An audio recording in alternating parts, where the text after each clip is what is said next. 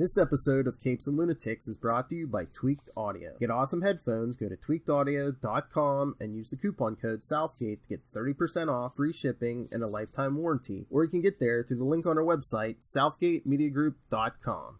This is Luca Perich, and you're listening to the Capes and Lunatics podcast.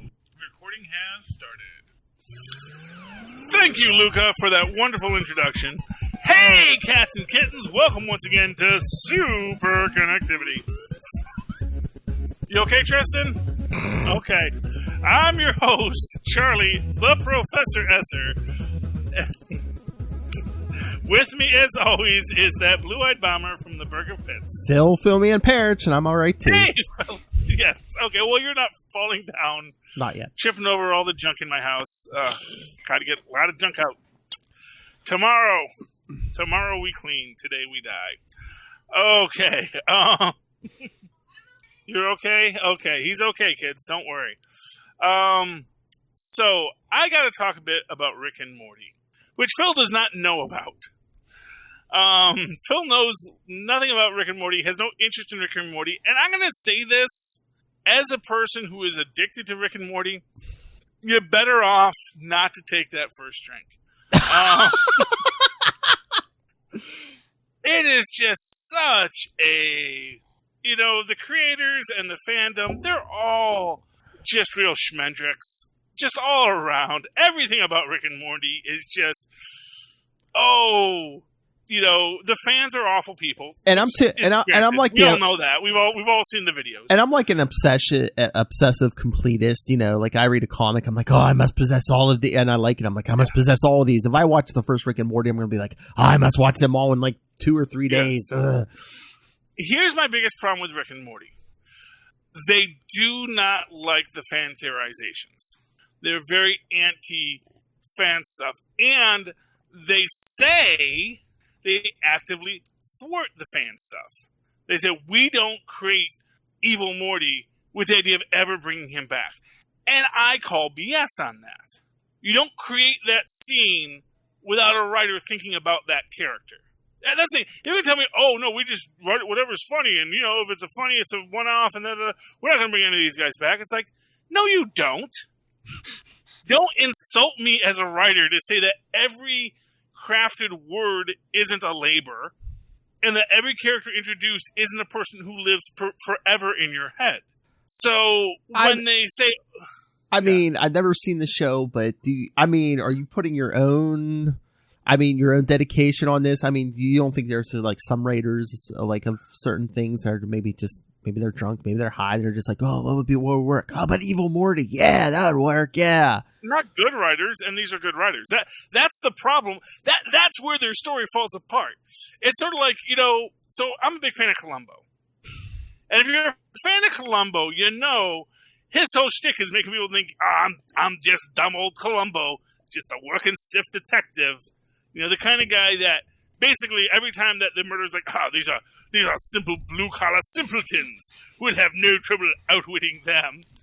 And, but throughout the series, you're always seeing how Columbo's like, way smarter than everyone who thought they were smarter than him. Mm-hmm. And every so often, you'll see the guy who realizes how smart Columbo is. Mm-hmm. And will quickly realize, like, oh, you are a brilliant mind that I have to deal with here. And usually it's the smarter ones that do figure it out quicker. Usually the dumber you are, the longer you think that Columbo's dumb too. Well, do you think maybe the writers just say that, though, so that they're not bombarded by like 50 million questions every 2 seconds, like Shatner at a Star Trek convention? Yeah, exactly. And I know that that's probably it. It's just a really weird way they go about it. Because, again, like, I'm not going to say that, we had this massive overarching Gravity Falls style arc for it. I can get behind that. Yeah. The idea that we don't have an overarching idea. But to say we don't know why Evil Morty's in there when we decide that, it was Morty all along. Because in that room, when you say it was Morty all along, what are they just going to say? No, don't say anything else. Don't say anything else. Or do they say, how was it Morty all along? Because you're not going to make the story unless it makes sense. Well, do you think they're... Okay, 1 second, Phil. Okay. What is your question, Tristan? Come up. Yeah, come up. Got to get to the mic, Tristan, and make your statement. Well, who says that they won't at least see what Evil Morty did, because they have visited that place with all the other Ricks a few times. So who says that we at least might see a little glimpse of what Evil Morty has done? Well, yeah, I mean, true. And when we first see that Evil Morty, it is in that first Citadel of Rick episodes where we have, that there is this whole organization of Ricks that are trying to control all the Ricks. But, of course, to be a Rick means that we don't follow the rules, man. Meanwhile, the reason I bring this up is because we had the start of this latest half season or season. I don't know quite how they break it off. But in the most recent storyline, well, not the most recent because there's been a few after that, we had what they call breaking the fifth wall and the story train. And it is this meta-commentary about Rick and Morty on a train where they're exploring plot devices, and they do this whole thing. And it's all based on Justin Roiland's story wheel that he does for all of his stories, yada, yada, yada. Basically, it's some, it's some nonsense from, it's a reworking of what, I'm blanking on his name, The Power of Myth, Joseph Campbell. It's a reworking of Joseph Campbell's hero's journey to create it into a functioning structure that you can apply onto basically a 30-minute TV show, and how he tries to follow this arc. So right there, we know that this is something that Justin Roiland does. He follows this arc every time. If he's following this arc, he's not thinking about things. And the reason it bugs me that he says he's not thinking about these things is because he repeatedly touches on things that hit into my fan theories perfectly. It's like, don't you tell me. Now, granted, my fan theory, which is that Evil Morty is actually AI Morty, is one that is not accepted in any fan community. No one is pushing this idea. Everyone wants to know it's Morty. But if you watch this story, on the story train, there are several key beats about AIs, and that they have because at one point Morty asks Rick, and again, we don't know if this is our Rick and Morty or if this is just another Rick and Morty, and this Rick who wants Morty to buy things and buy this train is just a different Rick from who goes to the Citadel of Ricks on a regular basis and buys this story train as a present for Rick. He makes this point in it where Morty asks, wait, are they alive? And Rick says, not in any way that matters. They have no souls. Which is an interesting plotline because in that same story, when the Rick and Morty in the story train have to break out of the story train, they say, we have to do something we would never do. And the one thing that Rick would never do is he prays. He prays to Jesus. And then Jesus comes down and saves Rick and Morty as they embrace Christianity in this weird thing. And so the idea that he is going to say, these AIs have no souls, implies that the entire structure that we just saw, that the thing that Rick would never do, is at the core of what is driving the willingness to exploit these AIs in this train. Now, if you have the idea that no one has a soul, and that's why Rick just doesn't care, that's fine. Mm-hmm. But it also suggests that if no one has a soul and AI has no soul, then there really is no difference between killing an AI and killing a human being. Now, just before we got to Evil Morty, we actually had a whole little throwaway gag where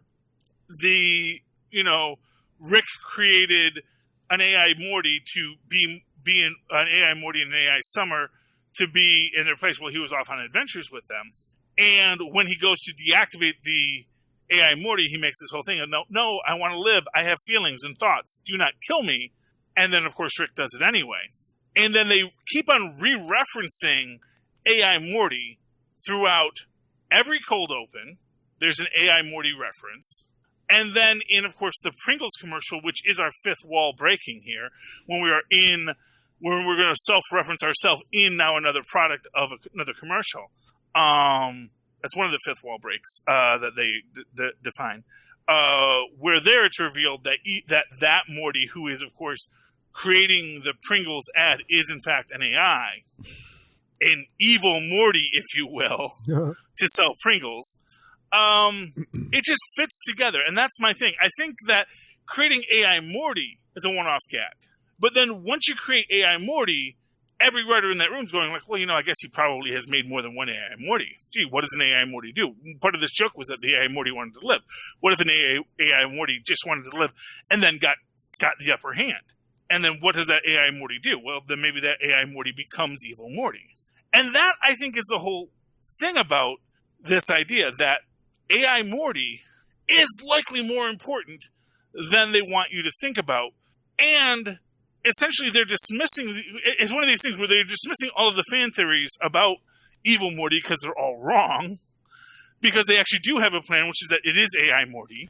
But they also don't want to make people, they want people to know that, they are going to do whatever they want as they need to. And I get that too. Or do you think obviously, do you think the writers are maybe afraid too that if people pick apart this stuff too much, they're going to be like, oh crap, they found a plot hole, or we didn't think of that. Or... Well, yeah. Well, first off, I got to say you can't be worried about that as a writer. If that's your worry, that your fans are going to guess your plan, well, first off, you should be a better writer than that. As I've always said about Agents of S.H.I.E.L.D., the best thing about Agents of S.H.I.E.L.D. is that as a super nerd who's really obsessive about what might come next, and I'm always trying to second guess them, they always come out with different answers that I wasn't expecting that surprised me. So, maybe they are just really bad writers, but I don't believe that. I think that maybe they're good writers who don't think of themselves as good writers, and that's why they're so worried about it. See, but the fact of the matter is, maybe they're just humble. They don't think of themselves as good writers. Maybe. Well, I know. Here's the thing. There's a difference between being humble and being self-deprecating. Being humble is saying, I don't know if I'm the greatest writer in the world. So, for example, Reed Richards is humble because he says, I really don't care if people think I'm the smartest man in the world or not. I'm just living my life and doing my thing. I know I'm smart enough to do what I'm doing, and I question myself enough that I keep myself in check, but I'm not Dr. Doom. I'm not obsessed with the idea that I must be the smartest. I'm not Lex Luthor where I have to be the Superman. I'm perfectly acceptable being whatever I am, who I am, and being the best me I can possibly be. That's humble. When you just start saying, oh, well, no, I'm just a dumb guy, and you're Reed Richards, it's like, well, maybe you're not so dumb, The Thing does that sometimes. I love The Thing, but, sometimes I think he plays off that, I'm just a working class guy, much like Columbo, just to sort of put you at ease and then maybe get you to slip up. Because, you all think I'm stupid, and I'm going to use that to my advantage. Much in the way that, I think Ms. Simpson does that in Superman 3. The best Superman film ever made, which you can hear me talk about with Nick on, what's that podcast called? Happiness and Darkness, the superhero Happiness movie and podcast. Darkness. Yes, Happiness and Darkness. Look it up, Superman 3. Me and Nick go to town and speak about Ms. Simpson, who is your proto Harley Quinn in that, and is just so fantastic. Oh, I cannot wait for the next episode of that podcast, because I was on there, you were on there. Chris Mal was on there, but that who's coming up next, talking about the Shazam movie, Molly Southgate. Ooh, oh, that'll be good. Oh yeah, that'll be great. Yeah, she is such a cool kid. Mm. Okay, I know Tristan. Yes. Tristan likes to run up and down the hall, and, we only live in an apartment, so that those walls catch up with you, especially when you accelerate between each one. But anyway, so I don't think you sprained your knee. I think you might have maybe just overextended your knee. Oh, yeah. Well, we don't have carpets, so yeah, you got a little bit of a skin knee. That's okay. Anyway, where was I? No, it's okay. So, yeah. Happiness and Darkness is a great podcast. Definitely give it a listen. And that is that. Rick and Morty, they keep on saying they're not planning ahead, but they clearly are, and it kind of annoys me. But in other news, Christopher Pike is coming to CBS. Well, he's been on CBS, but yes, we're getting a what is it? Star Trek: Strange New Worlds, starring Anson Mount's Christopher Pike. Who's that? Ethan Peck, I think, playing young Spock, and then Rebecca Romaine is number 1. Yes. Okay, and that'll be good. I wonder if we're going to get... Oh, no, that was in Vulcan's Glory. So I don't know if they can do that. See, in Vulcan's Glory, which was one of the novels that takes place on Pike's ship, you actually have Ensign Scott coming aboard in engineering. Mm-hmm. But I don't know if we're going to have that in this. That would be great if they did, because if you ever read Vulcan's Glory, it's a really good book. I think it was Fontaine or Fontana. D. Fontana. She wrote a lot of the movies, and she wrote that book, and it's just a brilliant book. Takes place in the Pike universe with number 1, and it's very good. And there's a great thing in there with Scotty and him, like, sort of building a still in the reactor, because Starfleet was a little bit more regulated back in the day, back before the 10 forward. Where alcohol really wasn't allowed on the ships. And so all the engineers would, like, build stills in the reactors, which would be, nothing like antimatter moonshine. It's a plot point. But yeah, so I'm excited about this. I'm excited even though you're telling me that, yes, we know how it ends. But I'm hoping that whatever we get at the end of it will be better than what we've had before, but I'm looking forward to it. We'll have to see where it starts. You said they've already referenced the cage in Discovery. Yeah, I mean they talked about that whole planet. And they even had they've referenced it. The whole thing with Discovery and Pike and everything. I guess it's taking place after that, but before it gets the the whole. So it'll be very interesting to see what he's doing. I'm sure we have a few years before Kirk shows up. I think did they say it's like, I don't know if it's a full 10 years. I think maybe 10 years before Kirk takes over, something like that. Yeah, I'm sure we'll get a 5-year mission out of it. So that's fine by me. Because presumably he even is, like, not burned up by the time Kirk takes over. I don't think, he gets burned up and then Kirk takes over. I think that he gets, he gives up his command. He gets a new ship, maybe gets promoted to an admiralty or something like that, gets the newer, better ship. And then Kirk takes that old junker Enterprise, Like I said, if you want to people forget that Enterprise was supposed to be it wasn't the pride of the fleet back before Next Gen, man. That was just, some random ship with a bunch of, it was the Orville, It was just a good ship with a good crew that wound up in some great situations. So I told you want a preview. Watch Discovery Season 2. He's in like every episode of that. Yeah. Yeah. Well, you see, this is one of my problems with my TV. My TV, it's like I could not my TV, when it hits a certain sound cue, I can tell it's certain sound cues. Sound cues turns my TV off. Yeah, it's an old TV. I got it for $50, but it's a huge flat screen TV. But it's an old one, and so when it hits certain sound cues, that interrupts its feed and it turns itself off. Oh. And for whatever reason, CBS is really bad with that. So my CBS app has a real problem when I'm trying to watch it. Any show I'm watching, it just constantly is turning off. I could not watch the Justice League Dark film we just reviewed on Capes and Lunatics because, like, in the first 5 minutes, there's like 8 sound cues that are like, boo, and it's like a boo kind of sound, Whenever you get that, it turns itself off. But, like, or like if you're watching a sitcom, you get like that big woo, that will turn it off. And, I don't know why it is. What if the vibration of the speakers maybe is rattling it or something? I don't know. I mean, I don't know what it is. If I knew what it was, there's like tricks that I've learned to sort of circumvent this. like, for example, if it's getting data from another line, so like, for example, when it goes to, because it always happens at commercials, because commercials are louder. Yeah. So whenever I'm watching something on TV, goes to commercial, if I bring up the menu, when the commercials are on, it won't blink off. Because it's got a data stream from that it's maintaining. Yeah, it's basically it's an old smart TV that you it's like an old car where you're like, no, you got to make sure the radio is off before you turn it on. If the radio is on and you turn the car on, whole thing explodes, you know? So yeah, there's a lot of tricks to it that you got to work in the nuance. Yeah.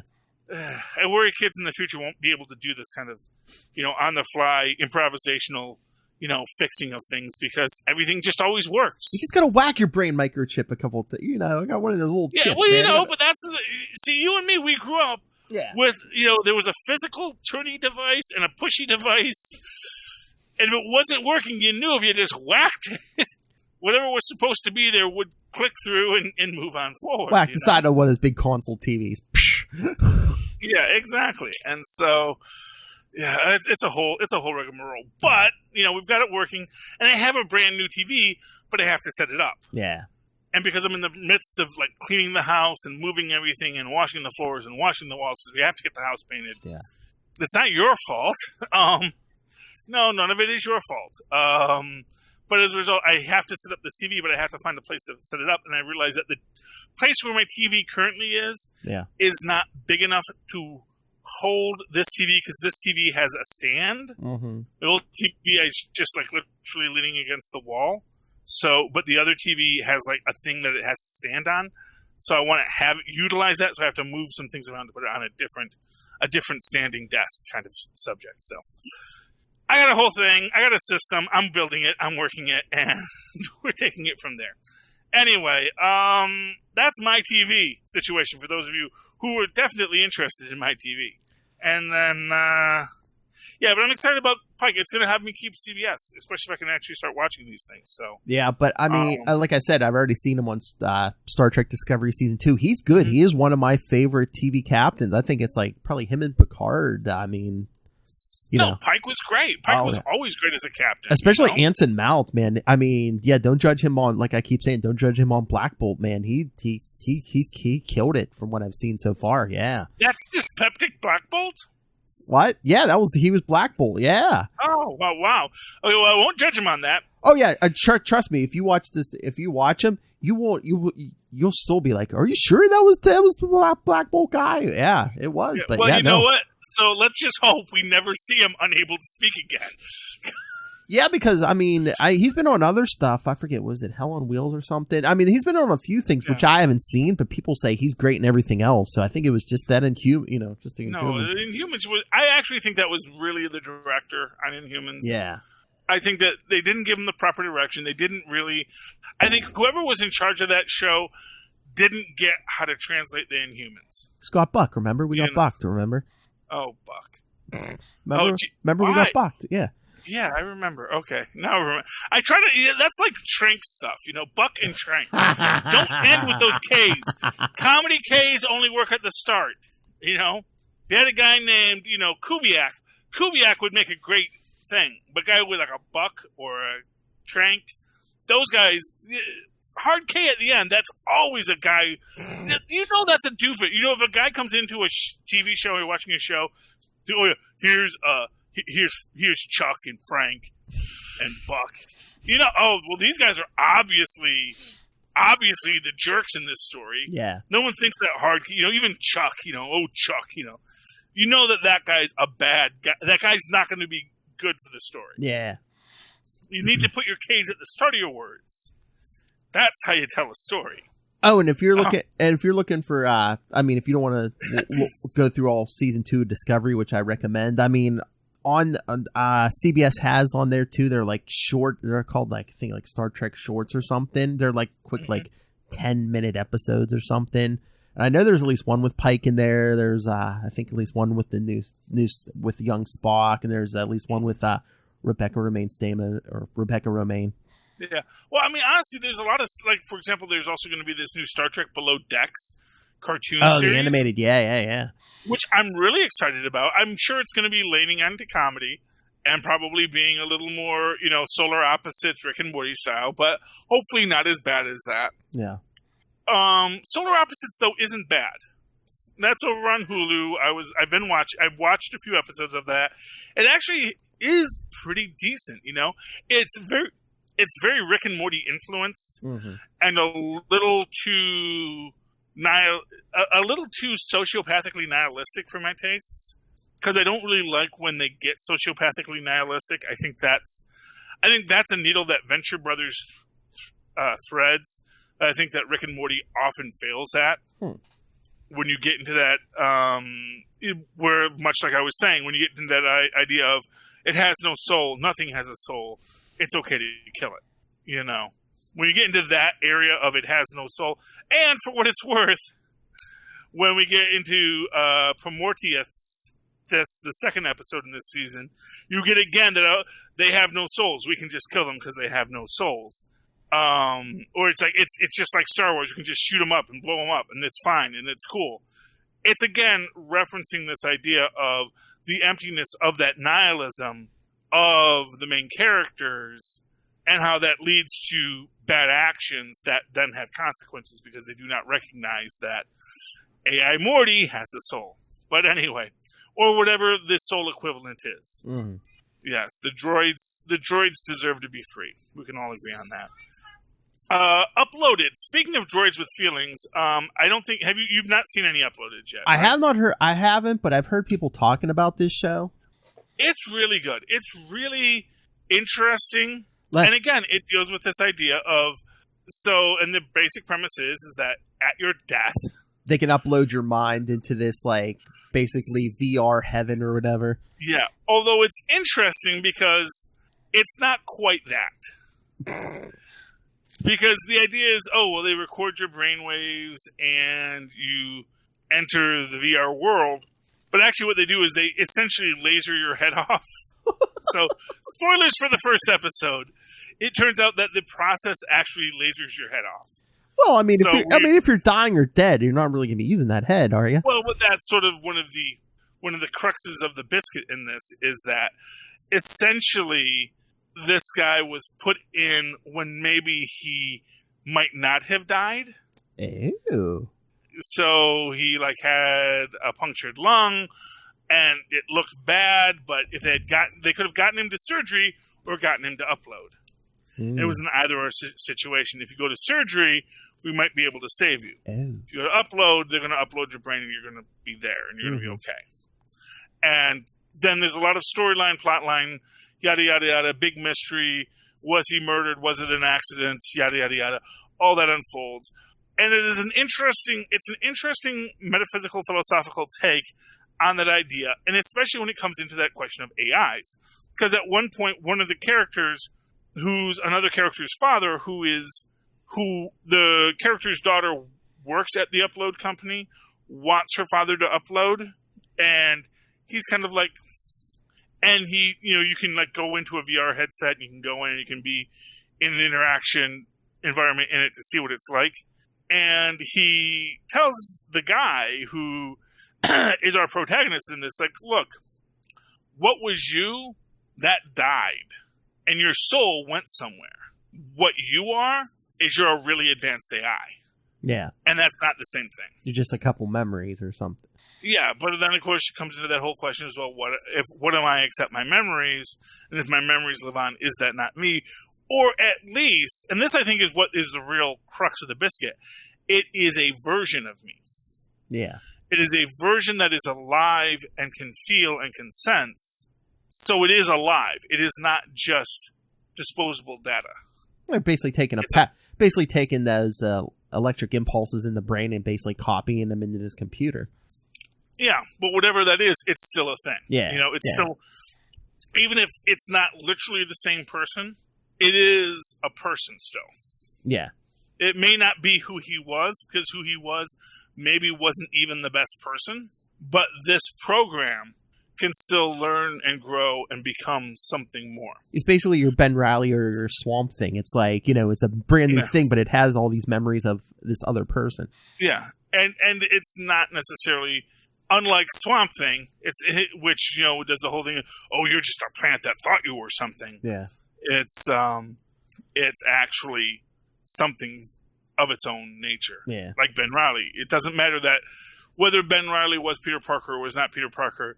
It's Peter Parker's memories, and now it's Ben Reilly, and they are their own thing. Mm-hmm. Or to bring it back to Star Trek, Thomas Riker. It doesn't matter that it's not William Riker. It's still a person. It's still as much William Riker as William Riker was. Just to make things even, I'll call myself Thomas. And especially like the Ben Reilly and the Thomas Riker thing. It's like after, they're cloned, they're like the same person, but then you got years of experience afterwards where they have these different experiences. Yeah, they become totally different. Well, different people. Yeah, well, we all become different people in our own time. Oh, yeah. And that is the whole point of life, is that if I grow and I learn new things from where I started, that's new. Yep. And that's going to be someone different. One of the other characters in Uploaded is essentially a pastiche of the one of the Koch brothers, except they call them the Choke brothers. And while on a very basic level, he's still very much an a-hole, a billionaire a-hole who exploits people. Now that life is kind of stretched out to infinity, it's less important for him. Basically, in his mind, he won. So now that he's won, what is he fighting for? And I imagine that there will be some evolution of that character too in time, where he's going to be like, maybe we should do different things than the way that we do. And I get the feeling that's something we're going to do. We do a lot of, he does a little cosplay as Scrooge in one episode, which I know is intentional for that character. But I think that much like Scrooge, that's foreshadowing for maybe the spirits will do it all in one night. So anyway, so I really like Uploaded. I highly recommend it. It is a good series. And that's that. Do you want to talk a couple of comic books before we go? Yeah, I was really interested to see what you thought. You said you got Harley Quinn. What was that, 71, right? Yeah, speaking of comedy Ks, Harley Quinn, she's not Harley Nick, because if it was Harley Nick, she's something bad. Harley Quinn I really enjoyed. Now, you made the point that first off, I got this because who's on the cover? Booster Gold. The greatest superhero you never heard of. Which I love, and it is so fourth wall breaky that he does his little catchphrase in it. Which, again, how has Booster Gold not been on Legends of Tomorrow yet? I don't know. And to be fair, they should get the guy who was Booster Gold in Smallville and have him be Booster Gold in Legends of Tomorrow. The only thing I could think of is an older, wiser Booster Gold. I don't know if they were trying to plot like a Booster Gold and Blue Beetle movie or something. I don't know if that's the only reason they haven't had either one of them. I think that was supposed to be like a backdoor pilot for Booster Gold and Blue Beetle. I think that was the original idea. Yeah. I like that we get like some kind of, and like for what it's worth, I have no idea what's going on. Apparently, it has something to do with ladies wrestling, which I'm all, or at least wrestling. It's like those old Thing comics from the 80s when he was in the Unlimited Class Wrestling Federation. So, like I said, I've been reading Harley for a while, so I went and bought like the past 10 issues. Yeah, the one you got is part 2. So if they have number 70 at your store, that's part 1 of the story. So okay, well, I'll see if they still. I'll ask them to pick it up for me. Yeah, because I really. I was gonna say just a little backstory. Harley, like her mother died of cancer. Her family, her father and her brothers don't want to deal with it in any like emotional way. So Harley's just like, you know what, screw it. I'm just gonna move to Los Angeles where nobody knows. My backstory, doesn't know my mother died, and she's basically in denial almost. Yeah. Well, she would know denial because she's a licensed therapist. Yes.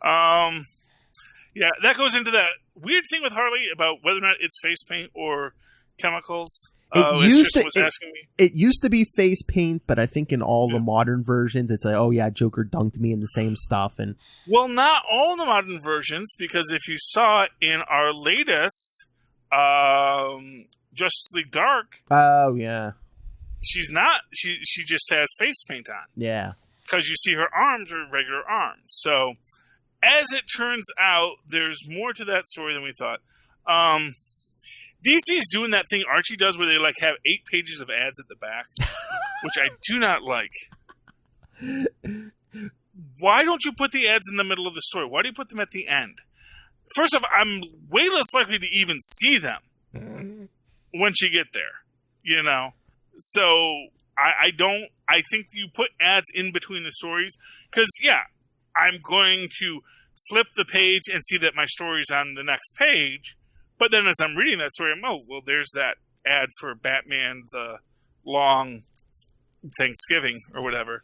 So, yeah. I liked it. I like the idea that there's maybe a Booster Gold Harley Quinn kind of romance going on there. Mm-hmm. I think it was suggested that Booster Gold is Trip Hunter's father. So maybe Harley Quinn is his mother. Oh, Rip Hunter. Yeah. Rip Hunter. That's what it was. Okay, so that's good. The other thing I read this week is I got some Blue Ribbon comics from the good folks at Archie's. Ooh. And it was interesting because, so this was, I think, in the 80s, they tried to do a relaunch of these guys, which explains why I had a bunch of these toys as a kid, because they were cheap toys, because they were superheroes no one heard of, but they were clearly superheroes, so I said, I've got to get these. Mm-hmm. So I got the Fly and the Shield and all these guys. No real context of their comic books, but they were clearly superheroes, so I got them. The Brain Emperor and the Comet were both very cool. As it turns out, these are all Red Circle Archie Comics characters from the 40s. This is all from like the late 40s, early 50s books. This first one they give you, it's just a retelling of the original Joe Simon, Jack Kirby Fly stories. Mm-hmm. For those who do not know, this is like essentially the big central question about what did Jack Kirby do in the creation of Spider-Man? Because this is the character that Jack Kirby and Joe Simon created, who Jack Kirby says is kind of a Spider-Man, but he's not a Spider-Man at all. He's actually kind of a ripoff of Shazam. So when you really break it down, it's like, you kind of stole Shazam's story in this. But he sticks to walls, and so he's going to say, but he did stick to walls, and that was new. And so when Spider-Man sticks to walls, that's Stan stealing from me. But our basic plotline is you have a little orphan in the orphan racket, because, orphanages were a racket back then. That's why you had all the cruel orphan masters like Annie had. Like Mrs. Hannigan. You got a dude running this one. Because it's a school for boys, so you had to have a dude running that. Yeah. You have dudes running your school for boys. You have girls running schools for girls. Because there's no way that's ever going to have any kind of problems. Although statistically, I imagine you don't have as many problems in that situation. Statistically speaking, It's the safest way to go. Although, of course, but that's always the problem with those situations is you create an environment where someone can have absolute control. It's going to attract people who want to have absolute control over certain groups of people, mm-hmm. and that's when problems happen. Anyway, so in an orphanage, yes, little Tommy Tompkins, I think his name is. They say his name here when he teaches you judo later. Yeah, there he is, Tommy Troy. Here he's going to teach us judo. So, Phil, look at that page. Ooh. That's everything you need to know so that you can judo any attacker. Judo top. There we go. Basically, the plotline is he finds a magic ring when he is essentially sold into slavery at the old wizard's house. Because there's an old jerk wizard and his sister. And they're supposedly everyone says they're old witches, they're all occulty, but they're really just old evil people. And they put him to work, but he also finds the magic ring of the Fly because, there were these ancient advanced people, but some tragedy occurred. Then all of the Fly people had to leave the earth, and those who remained just devolved into flies. But they have all the powers of a fly, including the strength of a fly and the ability to see all around them, so they can't get snuck up on of a fly. And he can fly and stick to walls. So that's that. So yeah, some spider powery things, except again, like I said, totally the Shazam story. Yeah. Because it's a young boy, pure of heart, gets the superpowers and turns into a full-grown man. I kind of remember The Fly because was it DC, I guess? Did they try to like bring back some of them like in the early 90s or something? Because I remember like The Fly and there was a few other ones, I think. I've never read them, but I remember... DC ever had the rights to it, but Red Circle did. Okay. Red Circle has tried to relaunch these guys repeatedly. I thought I remember seeing ads in like old like DC books like back in the early 90s or something. And this is one of my favorite supervillains now. We have here Hans Junkman, the master of Junkrala. And he's very mad because everyone keeps on saying, and you made it all out of junk, because he's like a super scientist. And he says, it's not junk, it's army surplus. And he makes a jet and a super magnet, yada, yada, yada. And it's weird because even though they reprinted all these stories, they're still told out of order. Because very clearly, the story of the Fly versus the Spider is meant to come after the last story, which is the discovery of the buzz gun. So, speaking of stories told out of order, it goes, him battling the Spider, who is the evil mastermind, who we don't find out if he has any spider powers or what. He's called the Spider, and he's very good at climbing, but he's mostly just a super... he's just a super genius guy plotting crimes like Hans Junkman.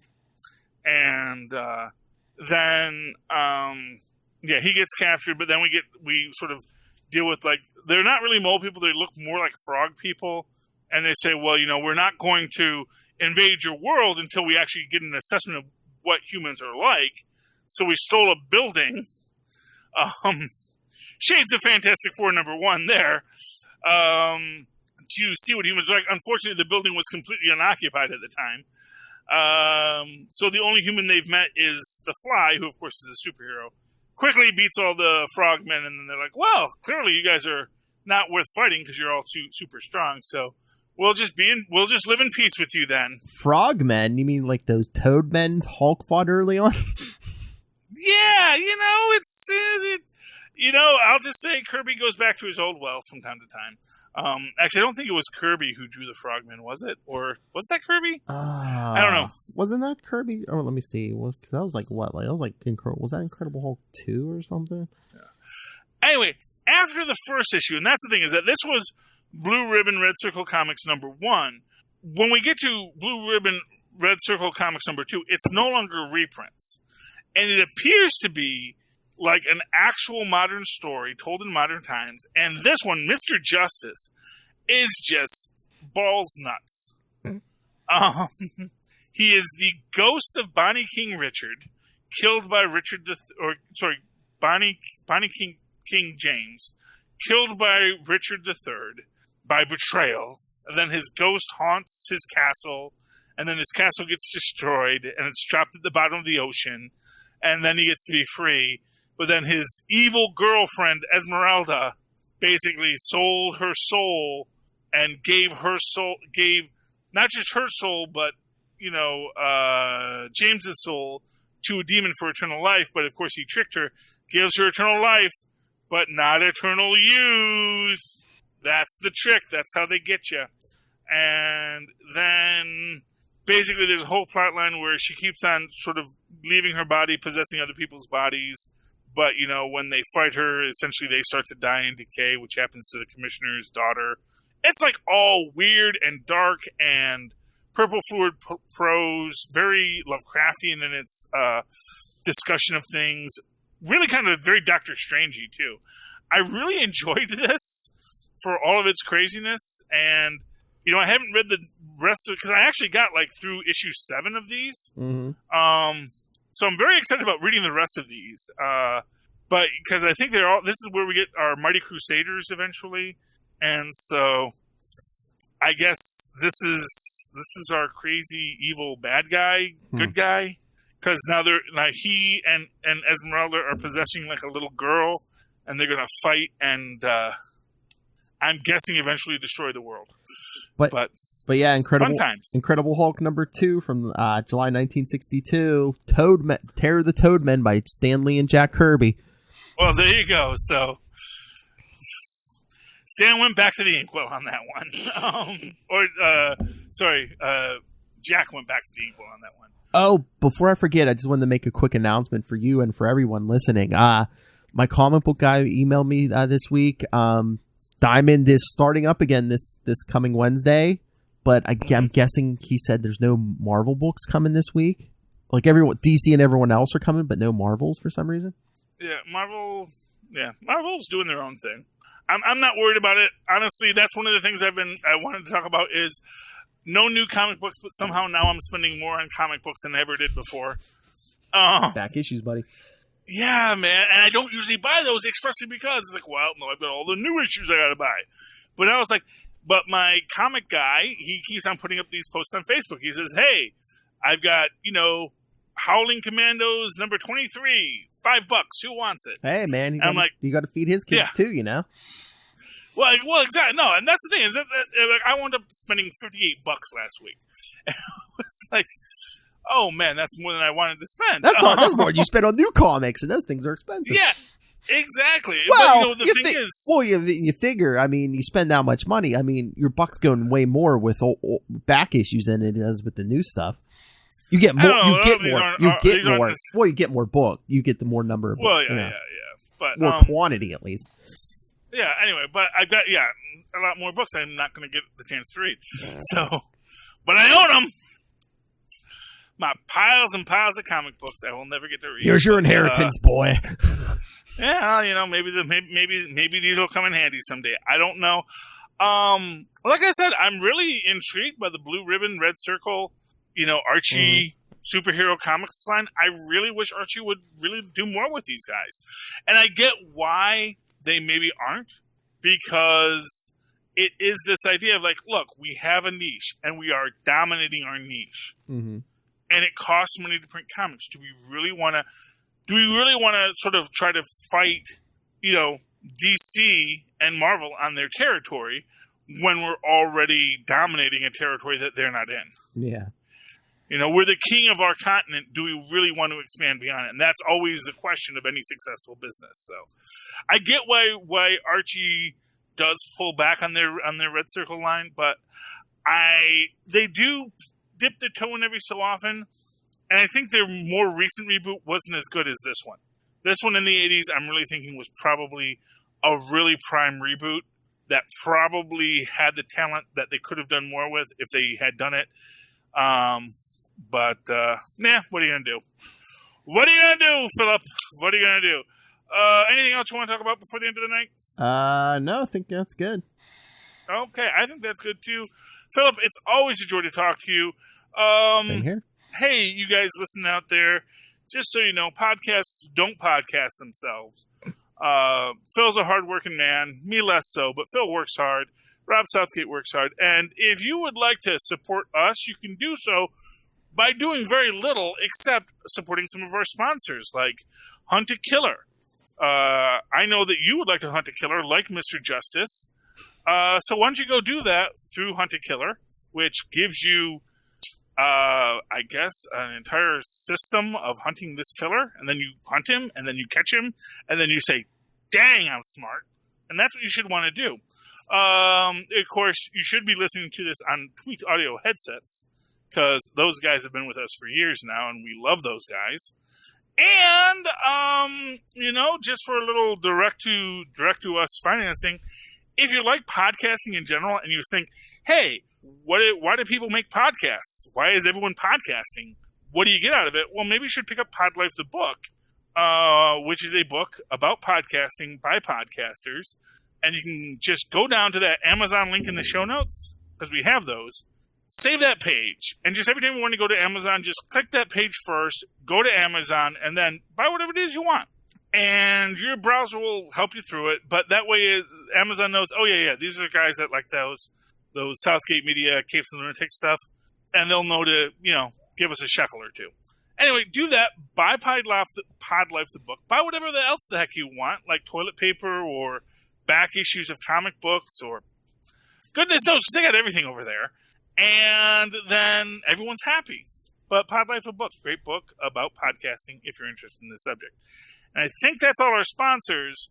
So that asks me, if people want to talk to you, Philip, about all the things that you do in your life and making this magic happen, because for those who don't know, Phil is actually the guy who makes the magic happen. How can they find you? Well, personally, I am on Twitter at NightwingPDP, but if you would like to get a hold of us, you can always email us, capesandlunatics@gmail.com. There's the voicemail, 614-382-2737. That's 614-38-CAPES. And just follow us on social media, Facebook, Twitter, Instagram. It's all there. Linktree, linktr.ee/capesandlunatics. You can find everything right there. Alrighty then. And of course, you can always write to me in that old-fashioned email way where Miles and Paz once did at superconnectivityblog@gmail.com. That's superconnectivityblog, all one word, at gmail.com. Of course, follow me on the Twitters. It's at live tweet Agents of S.H.I.E.L.D., maybe Stargirl if I get my TV working. At Charlie Esser. That's CHARLIE. Yes, SER. Look for the 2 E's in the middle. For quality. Bing! Thank you, Maz. All right, ladies and gentlemen, you have wasted another wonderful, half hour of listening to Superconnectivity. Why don't you come on back next week and super connect with us again? Good night. Good night. Good night, Puddin'. Good night. Good night, Puddin'. Yeah. Oh, I still gotta watch this week's Harley Quinn. Oh man, that show's good. So I am so hoping that comes over to HBO Max. I just don't want to buy DCU. I'm getting HBO Max anyway. Yeah. Well, I think they said eventually it's coming to Sci-Fi too. So. Okay. Oh yeah, that's good. So I'll watch it there. See, I have enough things I'm buying.